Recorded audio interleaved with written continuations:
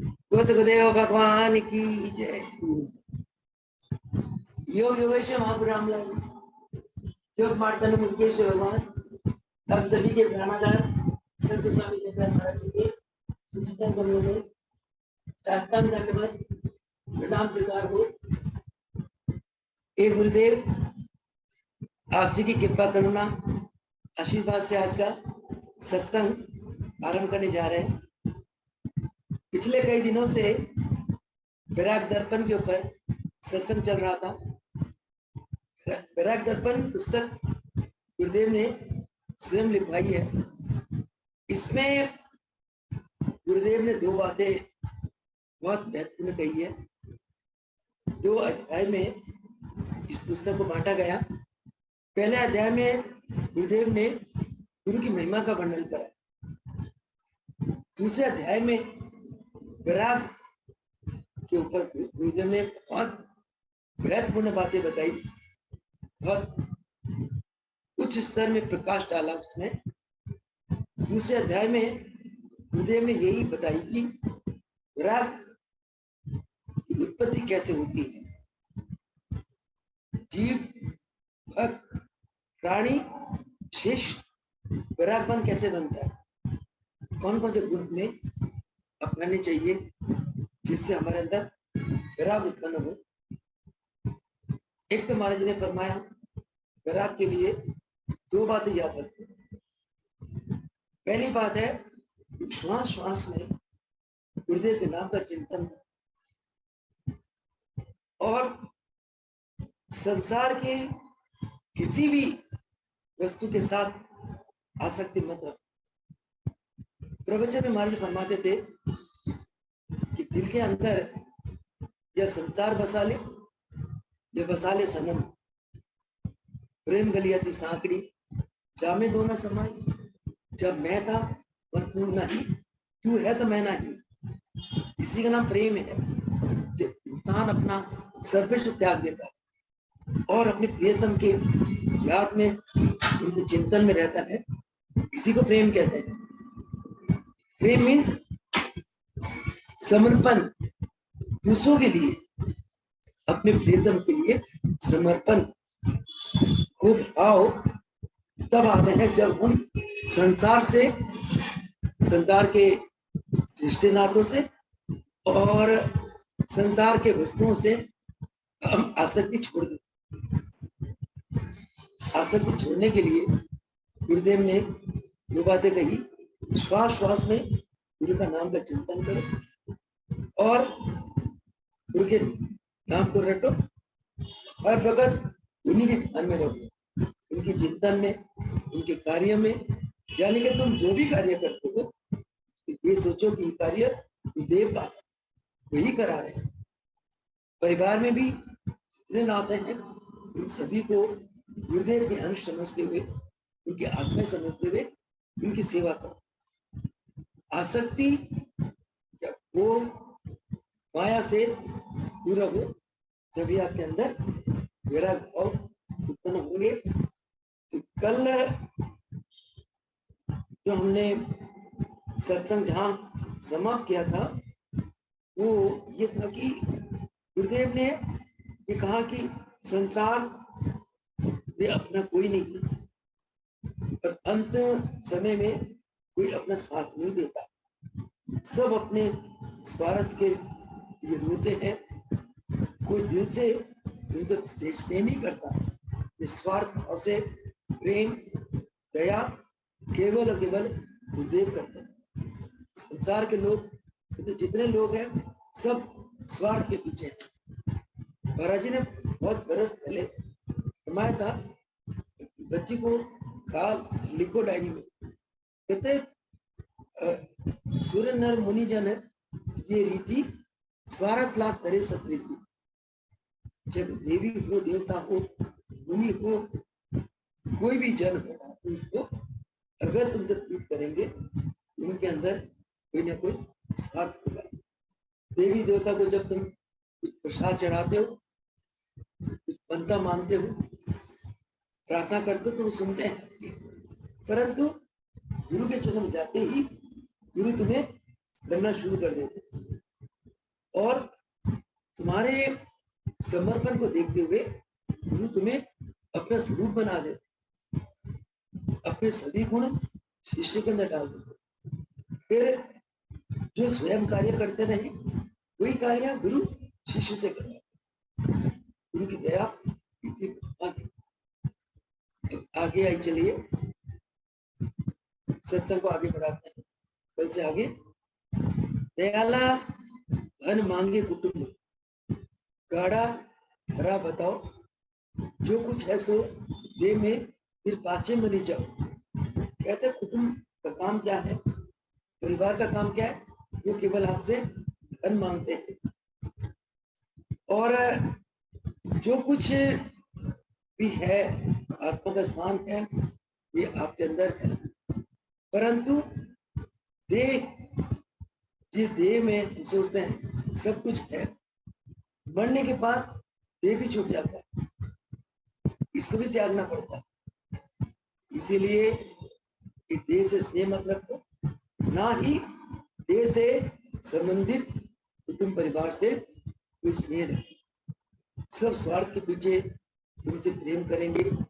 जब तक तुम उन्हें देते रहोगे वो तुमसे प्रेम करते रहेंगे। जैसे तुम्हें जरा सा मुंह पड़ा तो तुम्हें पूछेंगे दबाते। देखते हैं आजकल हम लोग बड़े बुजुर्ग जब हो जाते हैं, आजकल बच्चे क्या करते हैं, माता पिता को बुजुर्ग हो जाते हैं ओल्ड एज होम में रखते हैं। इतना बड़ा पाप।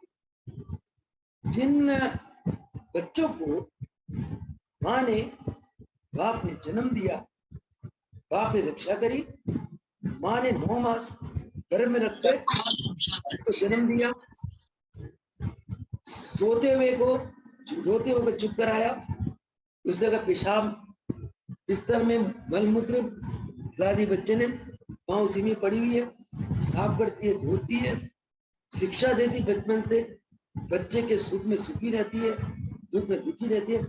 वही बच्चा जब बड़ा हो जाता है, शादी हो जाती है, बीवी बच्चे हो जाते हैं, माता पिता बुजुर्ग हो जाते हैं, उन्हें एक कहाँ रखते हैं? ओल्ड एज होम में, वृद्धाश्रम में रखते हैं। ये है संसार। इसीलिए कहते हैं कि नेह स्नेह केवल और केवल गुरु से लगाओ, गुरु का ध्यान करो, जन करो, नाम जपो और गुरु का कार्य करो। मुख देखे ढांपे बजे, तड़ दे तोड़े ने, दयालापति सूत निज हितु, जारी करेंगे खेल। कहते हैं कि संसार में लोग मुख दे के बात करते हैं। जो अमीर होता है बहुत, उसके साथ और बर्ताव करते हैं, गरीब होता है उसके साथ और बर्ताव करते हैं। ये संसार की रीत है। और कहते हैं दयाला जो पति है, सूत है, जितने हैं, ये केवल अपने स्वार्थ के लिए उनसे व्यवहार करते हैं। इसलिए दयाला इन सभी रिश्ते नातों को त्यागो, मन से त्यागो। ऊपर से तुम्हारी फरमाता है कि तुम्हारी जो ड्यूटी है, कर्तव्य है, भगवान ने कुछ आत्माओं को तुम्हारे से जोड़ा है। किन आत्माओं को जोड़ा है? जिनके साथ तुम्हारा कुछ लेन देन का संबंध है, जन्मों का। कहते लेन देन का संबंध के लिए वो तुम्हारी पत्नी बन जाती है, पति बन जाता, बेटा को बहू। जहां लेन देन पूरा हो गया, तुम कौन थे, मैं कौन। इसीलिए वो अपने संस्कारों को खत्म करने के लिए, लेन देन के संबंध को खत्म करने के लिए, व्याला तुम कर्तव्य करो, कर्तव्य करो, परंतु इनमें उलझो नहीं, किसी को सगा मत समझो। कोई तुम्हारा अपना नहीं, कोई सगा नहीं, सब स्वार्थ के पीछे। वे कहते हैं कि काड़ काड़ बेगी कहे, भीतर बाहर लोई। बंदा जो है ना, अंदर कुछ बाहर कुछ। तुम संसार के लोगों को समझ नहीं पाते। जीव छूटे दयाला कहे, धन का सगा न कोई। कहता है कि जब आपका शरीर, जीवात्मा चीजें निकल जाता है, तब तो आप अकेले गए, कोई आपके साथ नहीं जाता। कुछ ही दिन आपको याद करेंगे, उसके बाद अपने कुटुंब बाकी होगा, भूल जाएंगे आप। कहते बच्चे कुछ सालों के माता पिता की शक्ल भूल जाते हैं। ये संसार की ऐसी बातें सुन सुनकर ज्ञानी लोग संसार में रहते हुए उपराम रहते हैं। उनको पता है संसार असत, केवल ब्रह्म सत्य है, आत्मा सत्य है, मैं सत्य, अहम ब्रह्मास्मि, मैं ब्रह्म का अंश हूं, मैं सत्य, बाकी सब असत्य। इस चीज को ज्ञानी लोग अनुभूत करते हैं और उदास रहते हैं, संसार के किनारे किनारे चलते हैं। पहले स्वयं स्वयं मुझे फरमाया, कहते सोनिया संत पुरुष पता कैसे चलते हैं, कहते वो संसार समुद्र के किनारे किनारे चलते हैं, बीच में नहीं फंसते। कभी जीवन में संसारी कर्मों के बीच में नहीं फंसना, किनारे किनारे रहना, निर्देश देना, उपदेश करना, दया करना, उनकी सेवा करना, परंतु डोंट गेट इन्वॉल्व। योगी सब कुछ करता रहता है, क्योंकि योगी किसी भी कर्म में, संसारी कर्म में अपने मन को नहीं फंसाता। बहुत बार महाराज जी फरमाते थे, कहते सुनिए योग की अवस्था पता क्या है, योग की अवस्था पता क्या है, कहती योग की वो अवस्था कि जिस अवस्था में आकर तुझे तू देखते भी नहीं देखे, सुनती भी ना सुने, बोलती भी ना बोले, महाराज जी को कौन सी अवस्था हुई बेटा, वही तो योग युक्त अवस्था है। वो भी नहीं समझ आई योग युक्त अवस्था क्या होती है, हिम्मत भी नहीं पड़ी, के थप्पड़ी ना पड़ जाए, डांटना पड़ जाए, मतलब होती है, सवाल पे सवाल करती रहती है। महाराज जी बहुत ज्यादा क्वेश्चन करने वाले, बहुत ज्यादा बोलने वाले से इरिटेट हो जाते थे। अच्छा जी, हाँ जी, चलो ठीक है महाराज जी, ठीक है। कई बातें ज्ञान समझ नहीं आती थी, पर कहते समझ आई है, हाँ महाराज जी समझ आए, कहते चल होती है, हमें गर्दन हिला रही है, तेरे को नहीं पड़ा, मैं कहा महाराज जी ये सही है, क्या करें, जब अनाड़ बना था, समझ नहीं आती थी क्या कह रहे हैं क्या नहीं कह रहे। चलो भाई, एक ही बात होती थी बस, गुरु के चरणों से अथाह प्रेम था, अभी भी है। इनके चरणों के बिना तो कुछ भी नहीं अच्छा लगता। गुरु के चरण, इनके दर्शन, इनकी सेवा, लगता था यही जिंदगी है, इसके अलावा कोई जिंदगी नहीं है। चलो, जैसे गुरु की कृपा है, कहते हैं कि यह मंदिर, ये ना रहे, ये धन, ये संतान, कहते ये जो शरीर है, शरीर को मंदिर कहा गया क्योंकि इसके अंदर भगवान रहते हैं। भगवान कौन, आपकी आत्मा। जो भगवान किसको कहते हैं, तो देते ही देते, लेते नहीं है, वही भगवान है। कई लोग है, महापुरुष लोग बहुत देते हैं, लेते नहीं है, दुनिया उनको भगवान कहती है। प्रभु जी ने दिया ही दिया, लिया कुछ नहीं, इसलिए भगवान, भगवान हम ही सीखा, तो देते ही देते हैं। तो ये मंदिर ये ना रही, शरीर के अंदर भगवान है, भगवान जरूर है, परंतु एक समय आता है ये मंदिर इकट्ठ नहीं रहता। ये धन, ये संतान, धन भी नहीं रहेगा, संतान रहेंगे। तेरो ना दयाला कहे, दयाल तेरा कोई भी नहीं है, किसको तो अपना कहेगा, कहे करत गुमान, तू गुमान काहे को कर रहा है, औकात क्या है। जब ये मंदिर इकट्ठ तेरा नहीं है, धन तेरा नहीं है, संतान तेरा नहीं है,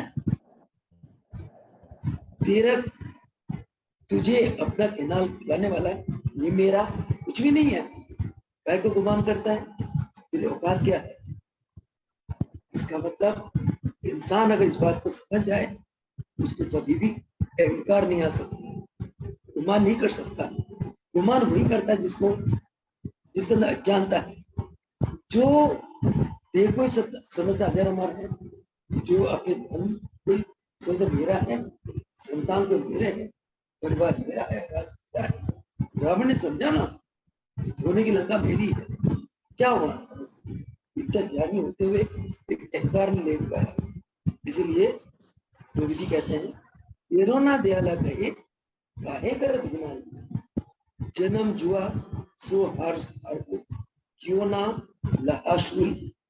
कहते जन्म मृत्यु, जन्म एक सट्टेबाजी का खेल है, जुआ की तरह। क्या मतलब, कब आप जन्म लेते हुए कब आप मृत्यु को प्राप्त होते हो कुछ नहीं पता, किसी को कुछ नहीं पता। इसीलिए संसार में हम सभी अतिथि, बिना तिथि के आते हैं, बिना तिथि के चले जाते हैं। सुनने में आता है अरे वो अभी बैठा हुआ था, अरे चाय पीने लगा, कब वहीं छूट गया, सो गया।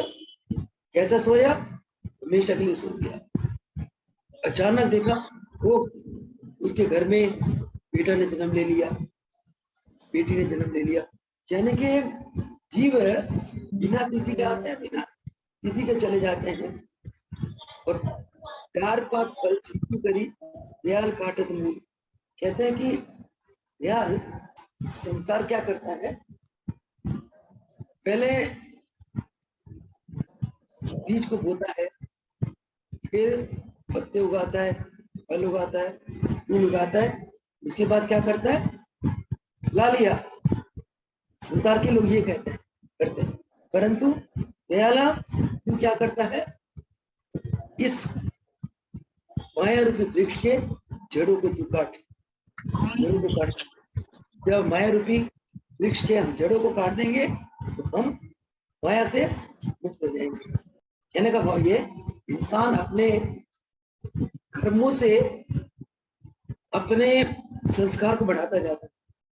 एक दिन महाराज जी ने फरमाया, भक्तों का ऐसे प्रवचन कर रहे थे, कहते हैं कि तुम्हारे जन्मों के कर्म संस्कार इतने ज्यादा है, वह तुम्हें साधु दिव्य दृष्टि से तुम बेहोश होकर गिर जाओगे, तुम और बढ़ाते जा रहे हो, क्यों नहीं काट तुम कर्मों को, कैसे काटोगे? अगर तुम मौन रहते थे, किसी को बोलने की हिम्मत नहीं, कैसे काटोगे? साधना से, योग अभ्यास से। मन की वृत्तियों को चित्त में समाते हुए अपने संस्कार को काटो और बढ़ाते चले जाओ। क्योंकि महाराज फरमाते हैं, तुम आंख से कोई चीज देखते हो, तुम्हारे विचार वृत्तियां उस चीज में चली जाए, संस्कार बन गया। जबान से कुछ कह बैठते हो, संस्कार बन गया। कान से किसी की बात सुनते हो, निंदा चुगली बुराई अरे विचार वहां चले जाते हैं, संस्कार बन गया। इस प्रकार हाथ पैर इंद्रियों से भरकर तुम संस्कार बनाते चले जा रहे। इन सभी बातों से बचने के लिए क्या कहा महाराज जी ने, अंतर्मुखी हो जाओ और श्वास प्रश्वास में अजपा जाप करो, इससे तुम्हारा कल्याण होगा। कहते जिसका तुम चिंतन करते हो उन्हीं के गुण तुम्हारे अंदर आ जाते हैं।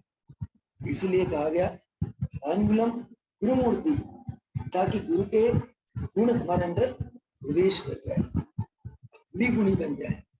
पूजा मूलम गुरु पदम, गुरु के चरणों की पूजा करने से मन नम्र होता है, अहंकार चला जाता है। मंत्र मूलम गुरु वाक्यम, गुरु जो शिष्य को आज्ञा देते हैं, आज्ञा से गुरु शिष्य का कल्याण करना चाहते हैं। गुरु की हर आज्ञा में शिष्य के लिए कल्याण लिखा है। इसीलिए गुरु की आज्ञा को मंत्र मानते हुए आज्ञा का पालन, तुम ऐसा जीवन बना लोगे, तब गुरु की कृपा तुम पर बरसेगी। गुरु की कृपा बरसते ही तुम्हें मोक्ष मिलेगा। गुरु अपनी दया से, अपनी कृपा से शिष्य को इतना उच्च अवस्था का दान प्रदान करते। कहते हैं कि प्रभु जी जो रामलाल प्रभु जी को हर पल ब्रह्म रूप से पूजा करते थे, हर पल उनकी दिव्य स्वरूप ध्यान में समाधि स्वरूप, उनकी ऐसा अवस्था, ऐसी लगन, ऐसी साधना देकर रामलाल प्रभु जी बहुत प्रसन्न हुए। एक दिन कहते हैं, राजा जी आज हम आपका तीसरा नेत्र खोलेंगे। और भोले स्वरूप है केशव भगवान। सतवचन गुरुदेव, जैसे बैठो मेरे सामने। बैठ गए प्रभु जी, अपने आसन में बैठ गए, ऊंचे आसन में। लोकराज प्रभु जी के चरण पटाया। कहते राजा जी, जब आंखें बंद करो। जब आप यहाँ कुछ अग्नि सी महसूस होने लगे हमें बताना। प्रभु जी ने कर दी शक्तिपात। शक्तिपात करने के थोड़ी देर बाद करते लगा प्रभु जी समाधि से हो गए। कुछ देर बाद समाधि से अवस्था में आए, कहने लगे महाराज मेरी यहाँ अग्नि की तरह जलन हो रही है। बस शीतलता प्रदान कर दी। बेटा तुम्हारे भक्ति में समर्पण में वहां प्रभु जी अपना प्रभु जी अपने लिए नहीं कहते थे, अपने गुरु का नाम लेते थे। वहां प्रभु जी इतने प्रसन्न हुए, उन्होंने आज आपके तीसरे महीने जब शिष्य गुरु के चरण में समर्पित हो जाता है, शिष्य शिष्य नहीं रहता, इसके अंदर गुरु की शक्ति कार्य करती है। हमारे रामला महाप्रभु जी महावतार बाबा चरणों में इतने समर्पित थे, इतना प्रेम था उनसे, उनको महावतार बाबा ने उनको शक्तियां दी। इनके अंदर प्रवेश होकर वे योग की गंगा बनी। इनके अंदर जो भी कार्य करते थे महावतार बाबा करते। कोई शक्ति प्रभु जी को रामला प्रभु जी ने दे दी, वही शक्ति इन्होंने हमारे गुरुदेव को दे दी। इनकी कृपा हम सबके बदौलत से, इनके आशीर्वाद से सारा मिशन चल रहा है, सुंदर चल रहा है। प्रभु जी बहुत कृपा, जो हर एक व्यक्ति योग के साथ जुड़ा हुआ है, योग के रास्ते में आगे बढ़ रहा है, योग के प्रति हर एक की श्रद्धा भक्ति प्रेम यथा बरस सब प्रभु जी कृपा का है। आगे महाराज जी फरमाते हैं, नहीं हाँ डार पात फल सींची करी दयाल काटत मूल, दयाला गुरु प्रताप सु ऐसी जान परी। कहते गुरु की प्रताप से ही मुझे ऐसा जान पड़ा कि जो संसार बंधन है, ख्याल पात संस्कार है, संस्कार के दयाला इन संस्कारों को दूर योग के द्वारा काट रहा है। मुझे गुरु की कृपा से ऐसा अनुभूत हो रहा है। फिर आगे फरमाते महाराज जी, नहीं भरोसा श्वास का आगे मौत खड़ी। श्वास का कोई भरोसा नहीं, मौत सिर पर लटक रही। महाराज जी प्रवचन में फरमाते थे, ईश्वर और मौत को हर पल याद रखो। ये सिर पे एक तलवार लटक रही है, इसकी मौत आई सो आई। इसीलिए अपनी बचाव के लिए हर पल उस प्रभु को याद करो। हम इस काम को छोड़कर राग द्वेष में फंस जाते हैं, संसार के उलझनों में ले जाते हैं, क्योंकि प्रत्येक भक्त सोचता है मैं तो अजर हूँ, अमर हूँ, मैं गुरुदेव का बहुत कोई खास हूँ, मेरे जैसा कौन है। परंतु ए मानव, तुझे तो अपने औकात की पता ही नहीं है तू क्या है। एक मिनट लगता है कुदरत को, इस कायनात को एक मिनट लगता है कि टेटवा दबा देंगे, तुम गए। राम नाम सर सिकंदर बादशाह को देखा, जिस सारे संसार को जीत लिया था, मिनट सेकंड में गया। कैसे गया? रावण कैसे गया? दुनिया पुतला पूछती उसकी, पर राम भगवान बन गए, दुनिया पूजा कर के कारण, समर्पण के कारण, भक्ति के कारण, अपनी पुण्यात्मा के कारण। महाराज जी फरमाते हैं कि नहीं भरोसा श्वास का। एक कवि ने गाया, श्वासों का क्या भरोसा, रुक जाए कहाँ कहीं पर, कर ले भजन तू प्राणी आकर के इस जहां।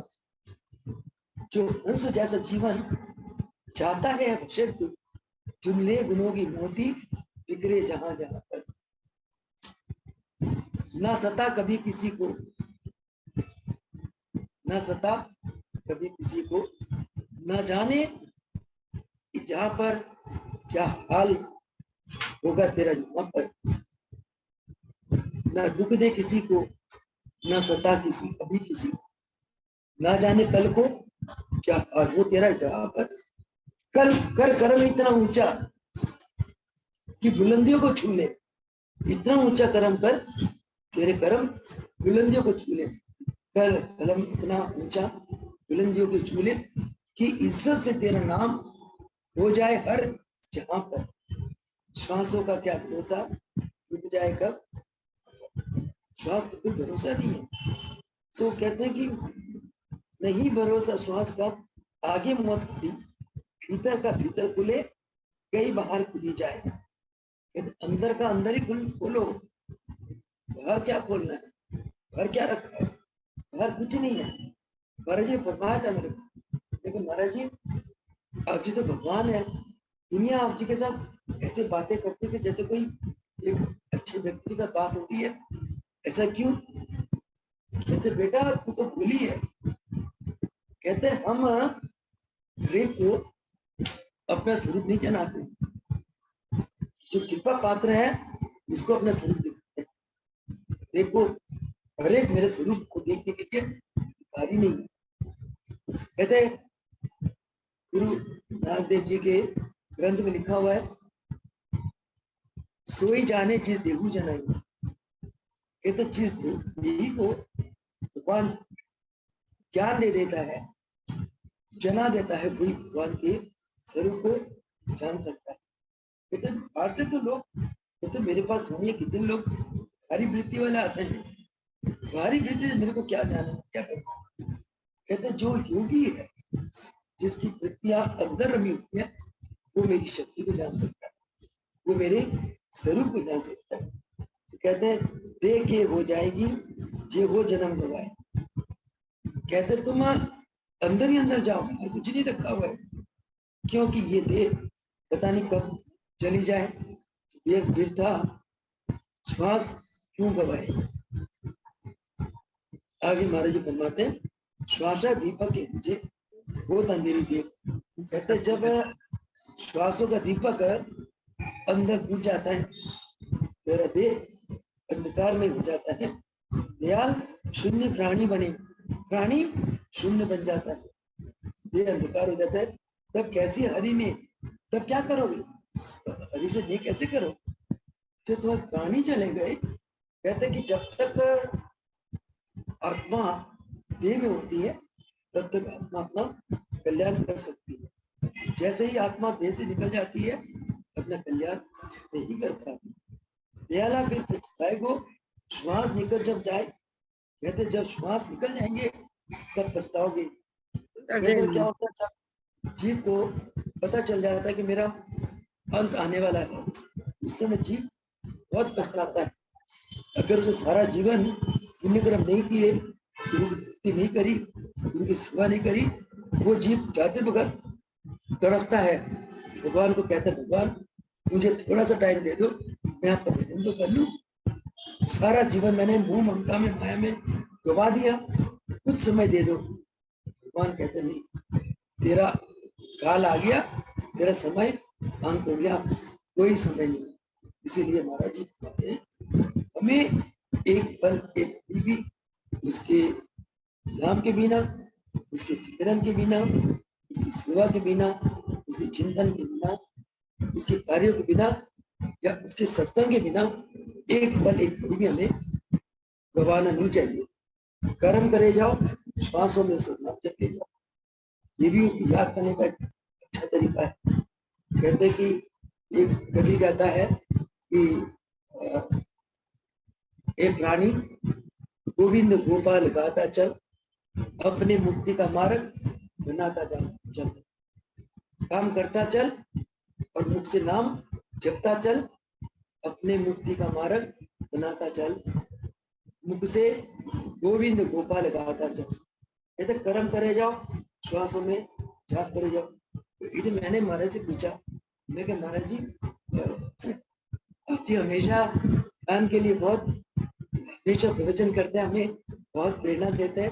महाराज जी ध्यान में कब बैठे समय नहीं मिलता, रात सोते सोते 11:30-12 बज जाते हैं। सुबह पे 3 बजे महाराज जी उठा देते थे, चलो जयंती उठो, संतों के लिए चाय ले, और थोड़ी सी आधी कप चाय ले, अब उठ जाना। उसके बाद किससे सोना, नहा धोना फिर सेवा, चक्री बंदी रहती थी। तो महाराज जी ध्यान में कब बैठे, कहते सोनिए, जो सेवा करती है ना, उस सेवा में चित्त लगा, सेवा करते करते जाप कर। तो कौन सा जाप? यही जाप एक ही तो है, ओम नमो रामलाल जी परब्रह्म नमः। इसका जाप करी जा, कर्म करी जा, तेरी वृत्ति तो प्रभु जी में रहेगी ना बेटा। उसका फल ध्यान से भी उत्तम है। हाथ से सेवा कर रही है, श्वासों में प्रभु जी का नाम ले रही, बहुत अच्छी बात है, बहुत अच्छी अवस्था है। मेरे अंदर एकदम बहुत उत्साहित हो गए, मैंने वाह ये तो ठीक है। इसके बाद तो जब तक महाराज जी जीवंत रहे, शरीर में रहे, तब तक ज्यादातर 90% 80% मेरा ध्यान जो है ना लगन सेवा में रहती थी। आज जब महाराज जी इधर उधर कहीं चले गए, मेरे को नहीं ले गए कोई भी कारण से, तब मैं पीछे से बैठती थी, आगे जाने देखने बैठने का टाइम ही नहीं मिलता था। परंतु महाराज कहते थे कि भाई श्वासों में जाप करते चलो, हाथ से सेवा करो, ये भी एक बहुत अच्छी अवस्था, उत्तम अवस्था है। आगे महाराज जी फरमाते दयाला फिर पछताएगा, श्वास निकल जब जाए तो श्वास निकल जाएगा, दयाला फिर तो पछताएगा। जब लगी रहे शरीर में राम सुमिरन, सुमिरी गुण गाए। कहते जब तक आपकी आत्मा देह के अंदर है, तब तक आप राम नाम का स्मरण करते चलो। और इन्हीं शब्दों के साथ आज सत्संग यही समाप्त करते हैं। कल और प्रभु जी बुलवाएंगे, इसी धारा को आगे चलाएंगे परा के ऊपर। और तब तक के लिए प्रभु जी के चरण से इजाजत लेती हूँ, आप सभी भक्तों से इजाजत लेती हूँ कि नहीं अपना सत्संग को समाप्त करके इसके चरणों में बारम्बार प्रणाम। प्रभु जी का बारम्बार शुक्राना है, प्रभु जी ने ऐसी सुंदर घड़ियां दी, जिन घड़ियों में हम प्रभु जी के लिखे हुए वचनों के पर सत्संग करते हैं, सुनते हैं, और आपको भी आनंद मिलता है, इस आत्मा को भी आनंद मिलता है। इन शब्दों के साथ आज के सत्संग को समाप्त करते हैं। वो सुखदेव भगवान की जय, बोलो योगेश्वर महापुरुष रामलाल जी की जय, पुलकेश्वर भगवान की जय, शस्त्र देवलाल भगवान की जय, साचे दरबार की जय।